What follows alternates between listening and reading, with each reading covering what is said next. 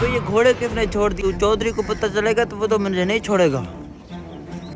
अरे भाईजान, इस बार मेरे घोड़े हारने का चांस ही नहीं है। मैंने अपने घोड़े पर बहुत खर्चा किया है।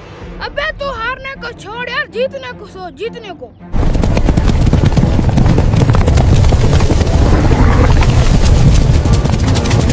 हाँ, इस बार चौधरी साहब, अरे क्या कार पे बात तो सुनो। अबे रुक। अरे हाँ यार, ये पता नहीं कहाँ से जाते। तू मेरी बात सुन यार। चौधरी साहब, क्या आप घोड़े भाग चुके हैं। क्या? कैसे भाग चुके हैं? सब भाग गए। अबे, चल मेरे साथ। 2 hours later. अरे यार, बड़ी मुश्किल के साथ सारे घोड़ों को पकड़ा है। पता नहीं हरामों को होया क्या था।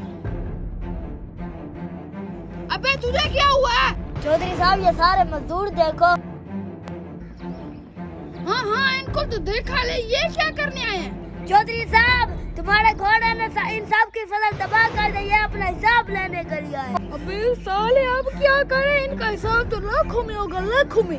अबे साले, मेरे पास एक आइडिया है। क्या?